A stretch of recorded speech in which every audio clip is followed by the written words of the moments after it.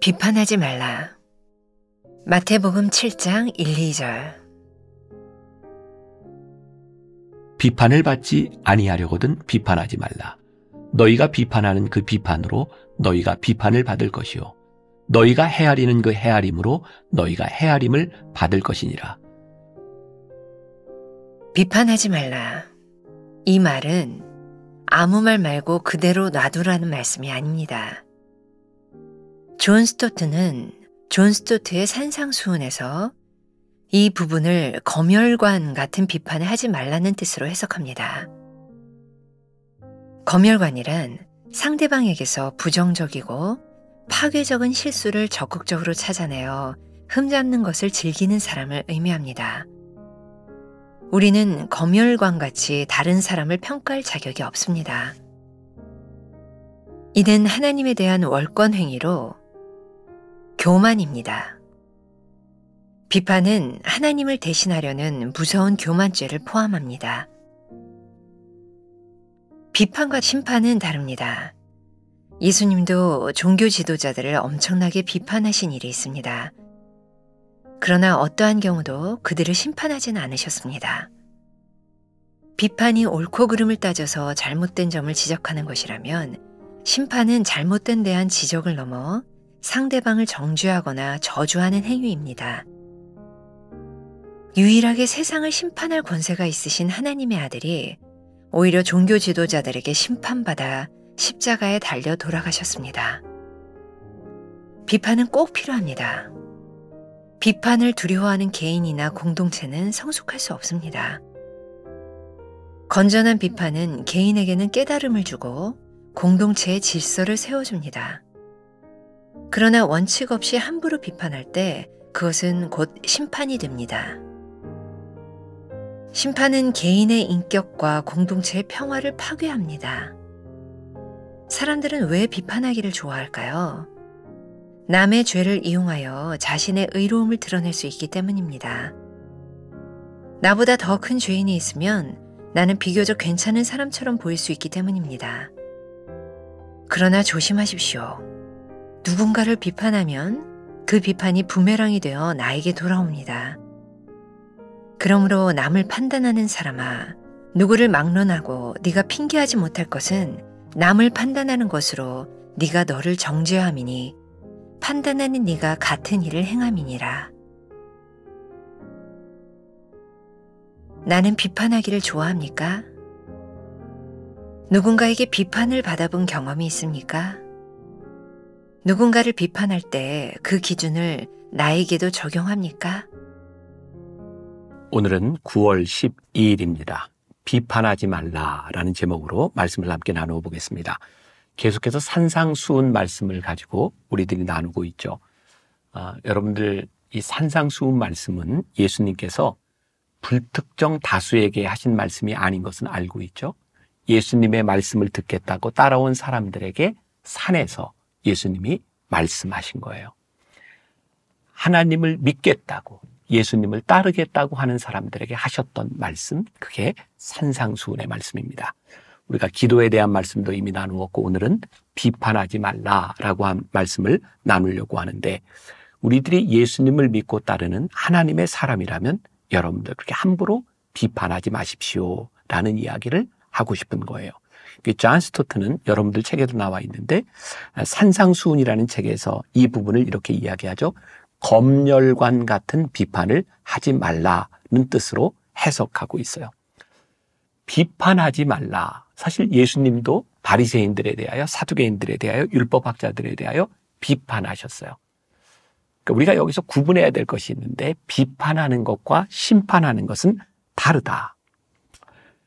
우리들이 비판받지 않으려고 하는 것도 잘못됐고, 우리들이 무언가를 바라보면서 옳고 그름에 대하여 이야기하지 않는 것도 잘못된 것이죠. 근데 비판, 무엇에 대하여 이야기할 수는 있지만 그러나 정죄하지 말라. 그러니까 비판과 심판을 구분하라. 이렇게 알면 될 것 같아요. 그래서 여기 비판이라고 하는 말, 제가 미국에서 공부할 때 이 크리틱이라고 하는 말을 이렇게 많이 들었는데 누군가의 글을 읽고 크리틱하십시오. 근데 사실 제가 미국에서 공부하면서 문화적인 충격처럼 느꼈던 게 하나 있어요. 한국에서는 되게 크리틱을 하라 그러면 누군가의 잘못된 점들을 이렇게 찝어내려고 뭐가 잘못됐고 이것은 부족합니다 라고 이야기하는 그런 교육을 저는 받았던 것 같아요. 근데 미국에서 공부를 하는데 크리틱하라 그러는데 미국 사람들은 크리틱의 범주를 단순히 나쁜 것만 이야기하는 것이 아니라 좋은 것도 이런 점이 좋다라고 하는 것을 이야기하더라고요. 그러니까 사실 이 비판한다고 하는 말은 부정적인 의미에서 그렇게 심판으로만 들려지는 것이 아니라 우리들이 사리를 분별할 줄 알아야 된다라고 하는 의미에서 비판은 그렇게 나쁜 것이 아니에요.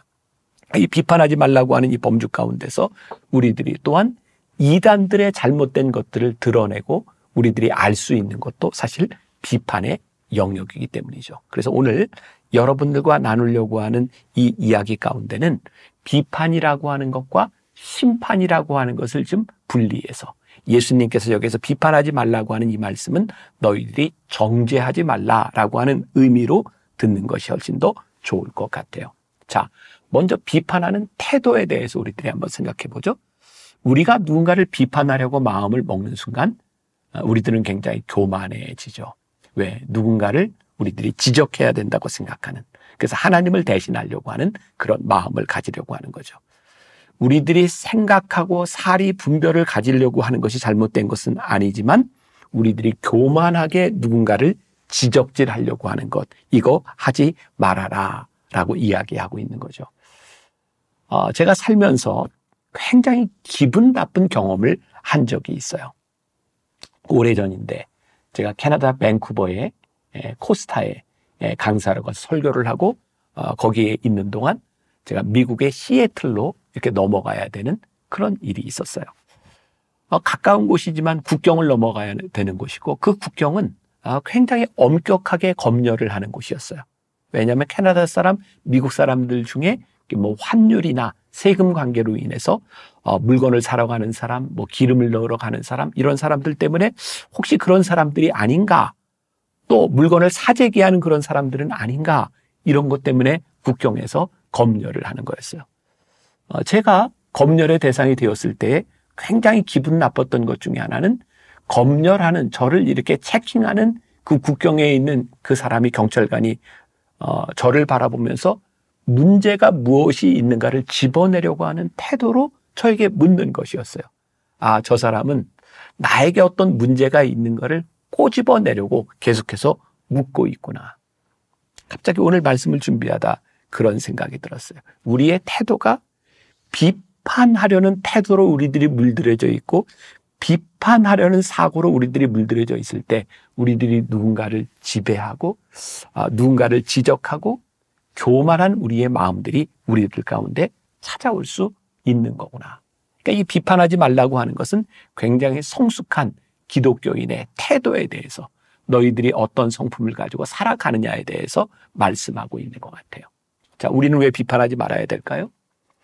우리는 누군가에 대해서 사리 분별을 하고 누군가의 잘못을 우리들이 찾아낼 수도 있지만 우리들은 그렇게 완전한 사람이 아니에요. 우리들이 생각할 수는 있지만 하나님의 자리에서 쉽게 남을 정죄하지 말라는 것이죠. 사실 우리들은 우리들 주변에 일어나는 수많은 일들을 우리는 우리의 사고로 이해할 뿐이지 우리들이 모든 것을 정확하게 이해하고 있는 것은 아니에요. 혹시 여러분들 버티고 현상이라는 말을 들어보셨나요? 비행기 조종을 하는 그 조종사들에게 늘 훈련을 하는 것 중에 하나라 그러죠.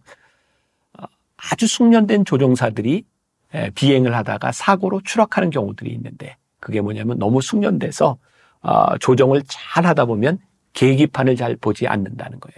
이게 버티고 현상이 뭐냐면 비행기가 이렇게 비행을 하다가 어느 날 하늘과 바다를 구분하지 못하고 하늘로 올라갔다고 생각하는데 땅으로, 바다로 추락하는 경우가 있다는 거예요. 버티고 현상이 일어나면 위아래가 분간이 되지 않는 거죠. 그래서 조종사들에게 훈련하는 제일 중요한 원칙 중에 하나가 늘 계기판을 보라는 거예요. 너의 의식을 내가 가지고 있는 감각을 의지하지 말고 계기판을 보아라. 저는 비판하지 말라고 하는 이 말씀 가운데 그런 의미로 제가 받아들일 수 있을 것 같아요. 여러분, 교만하지 말고, 여러분들의 생각을 의지하지 말고, 여러분들의 판단을 의지하지 말고 하나님께 맡길 수 있는 그 마음이 여러분들에게 필요합니다.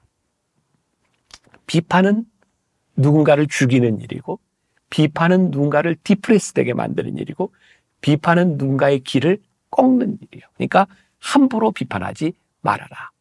자, 다시 이야기하지만 우리들은 판단하고 사리 분별을 해야 되는 사람들이에요. 그러나 이 비판이 심판의 영역으로 가서 정죄하지 않도록 조심하라고 하는 말이죠. 자, 그러면 예수님이 왜 오늘 우리들에게 비판하지 말라고 말씀하셨을까요? 우리 인간들이 가지고 있는 보편적인 우리들의 본성 가운데 비판하기를 좋아하는 마음이 있는 거죠. 저나 여러분들이나 여기에서 자유할 수 없어요. 왜? 왜 사람들은 자꾸 비판하려고 할까요? 예수님께서 바리새인들을 향해서도 계속해서 지적하셨던 것이 뭐냐면 이 바리새인들은 죄를 짓기 때문에 나쁜 사람들이 아니라 누군가를 지적하기 때문에 나쁜 사람들이에요. 왜?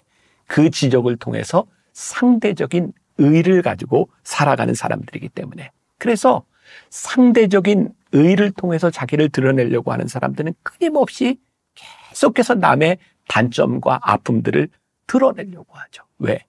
그의 단점과 그의 죄가 드러나야 상대적으로 내 의가 드러나는 거죠.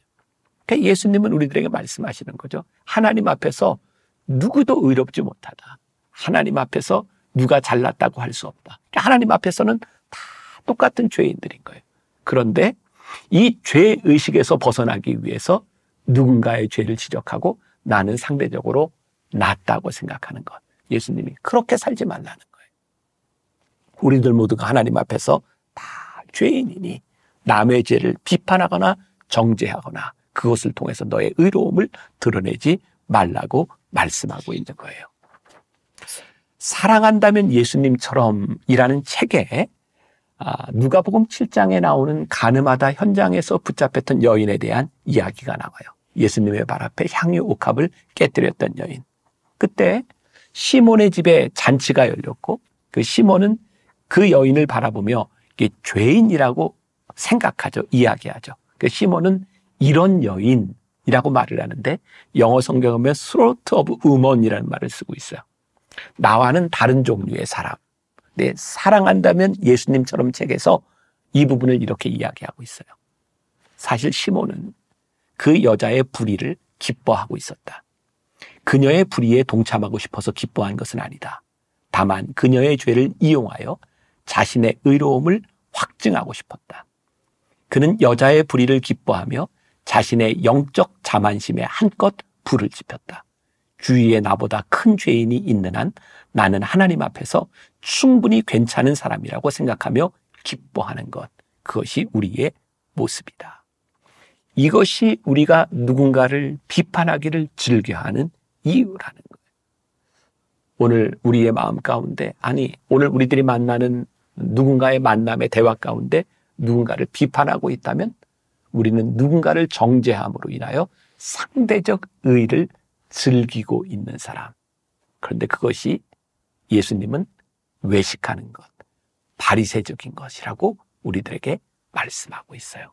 그러니 오늘 하루 우리들의 삶에서 비판하지 않으려고 훈련하는 하루. 하나님 앞에서 누군가를 정죄하지 않으려고 그 사람보다 상대적으로 나은 나의 의를 자랑하지 않으려고 노력하고 훈련하는 하루가 될 수 있다면 우리의 성품이, 우리의 인격이 조금은 성장할 수 있지 않겠습니까? 그런 하루가 되기를 간절히 소원합니다. 기도하겠습니다. 오늘 예수님께서 우리들에게 가르치시는 말씀이 있습니다. 비판하지 말라고. 너희들이 하나님의 영역에서 누군가를 정죄하지 말라고. 누군가의 죄를 드러나면서 상대적인 만족감을 갖지 말라고 오늘 우리들에게 말씀하고 계십니다. 오늘 하루 우리의 믿음과 우리의 인격이 잘 성숙되고 훈련되는 하루가 되게 하여 주옵소서. 예수님의 이름으로 기도했습니다. 아멘.